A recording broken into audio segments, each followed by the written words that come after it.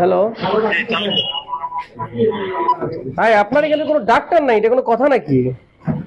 না না, হান্নানের ডিউটি এখনো, হান্নান এখনো এসে পৌঁছেনি। আমাকে এখন ফোন করে বললো যে 1 মিনিট লাগবে ঢুকতে। তো এখানে তো ভাই এর মধ্যে বাচ্চা যে খারাপ কন্ডিশন হয়, আপনার এখানে ডিএমএফ অ্যাসিস্ট্যান্টরা ইচ্ছা মতো এই লিখতেছে, এগুলো কি প্রেসক্রিপশন লিখতেছে, এটা মাইরে ফেলবে লোকজনকে। ভাই এই যে আপনি দিতেছেন হুট করে যে ডাক্তার কনসাল্ট ছাড়া অসুস্থ হয়ে যাওয়ার বেশি, এই সবই তো অ্যান্টিবায়োটিক মারতেছেন ইনজেকশন গুলো। হ্যাঁ, এরকম কথা হইলো ভাই, এটা তো মানে খুবই অমানবিক। মানে এটা একজন ডাক্তার থাকবে না, এটা তো ডিউটি ডাক্তার আছে। আসেনি ডাক্তার? হ্যাঁ, ডাক্তার আসেনি এখনো? এই ডাক্তার আসেনি এখনো? রোগী মারা যেতেছে, তোমার ডাক্তার কই তাহলে? আজকে তো একটা সিরিয়াস দিন, মানে এটা তো ভাই 1-2 জন ডাক্তার অ্যাসাইনমেন্ট থাকে। এখানে যদি একটা বাচ্চা নিয়ে আসে, যদি সে যে কাঁদতেছে 2 ঘন্টা ধরে, এটা কি কি কই মতি নিচ্ছে না কেন? কি সমস্যা এটা? শ্বাসকষ্ট তো নাই?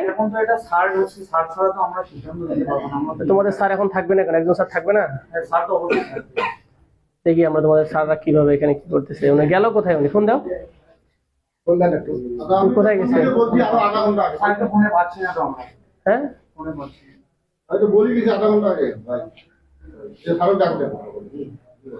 পুরা যদি এমার্জেন্সিতে একজন ডাক্তার, হ্যাঁ মানুষ মারা যায় কিন্তু ট্রিটমেন্ট পাবে না। আপনারা কিভাবে ট্রিটমেন্ট দিবেন? আপনারা তো একজন ইন্টার্ন। আপনি কি ভাই, আপনি কি কি লিখতে রুগী লিখতেছেন? আপনি এগুলা এতগুলা কি লিখতেছেন? তা বাচ্চা আপনি কি, আপনি মেডিকেল স্পেশালিস্ট, তাহলে আপনি কেন লিখতেছেন এতগুলো রুগী? ডাক্তার ইচ্ছা মতো লিখতেছেন কি? আপনি কি লিখতেছেন এগুলা? কিছু লিখতেছেন, এটা হচ্ছে ইয়া রুগী, অ্যাক্সিডেন্টের রুগী, শুধু ভর্তি ডেট লিখতেছেন। তো আপনারা যে একটা ট্রিটমেন্ট দিতেছেন একটা হসপিটালে, একটা এমবিবিএস ডাক্তার এখানে ছাড়া, ভাই এই যে আপনি দিতেছেন হুট করে যে ডাক্তার কনসাল্ট ছাড়া অসুস্থ হয়ে যাওয়ার বেশি, এই সবই তো অ্যান্টিবায়োটিক মারতেছেন ইনজেকশন গুলো। হ্যাঁ, এনাদের দিয়ে তো চালায় সব টোটালি। স্যার এখানে ডাক্তারই থাকেন, এরকম কথা হইলো ভাই, এটা তো মানে খুবই অমানবিক। মানে এটা একজন ডাক্তার থাকবে না, এটা তো ডিউটি ডাক্তার আছে। আপনি কিভাবে ওষুধ লিখতেছেন এখানে? আরে তত্ত্বাবধায়ক ফোন ধরে না কেন? শুধু হান্নান সাহেবের ডিউটির একটা তালিকা কই? এদের ডিউটির তালিকা আলাদা যায় নাই? কিচ্ছু নাই। কি রে ভাই, এটা মানে এটা তো আজব এক জিনিস। আমার ডাক্তার কম কিন্তু একজন তো থাকবে এখানে।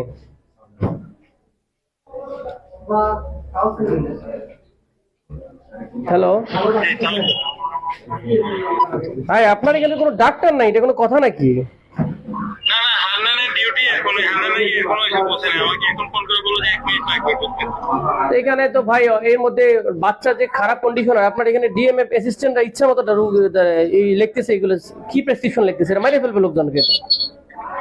না, আমি আসলে লজ্জিত এই জায়গাতে, আমি কিছু বলতে পারছি না, কারণ এখানে 2 জন আপনাদের ডিএমএফ অ্যাসিস্ট্যান্ট এরা আছে, ওনারা লিখতেছে এই যে 10 টাকার ওষুধ লিখতেছে। এরা একটা বাচ্চা আসছে ইমার্জেন্সি, সে কিভাবে কনসালটেশন ছাড়া, সে নাকি নিজেও পাইতেছে না হান্নান সাহেব, তাহলে কনসালটেশন ছাড়া এতগুলো ওষুধ সে লিখলো কেমনি? বাপরে বাপ, বারবিটস লিখছে, এগুলো বিশাল বিশাল ওষুধ লিখছে সে। এটা তো একবারে কি বলবো, এখন আমি আসলে এই মুহূর্তে লজ্জায় পড়ে গেলাম। কারণ ডাক্তার হান্নান রাস্তায় আসছে, রাস্তায় অ্যাক্সিডেন্ট হয়েছে। রাস্তায় থাকে মানে এখন বাজে 3:30, এর মধ্যে 2টা বাচ্চা এক্সপায়ার করে ফেলছে। মানে এই 1-2 মধ্যে ঢুকবে হান্নান এখনই। না না, আপনারা সিরিয়াসলি অ্যাকশন নেন, এইগুলো এইভাবে হবে না। এটা ঈদের পরে একজন থাকে, একজনই থাকবে, এটা কি?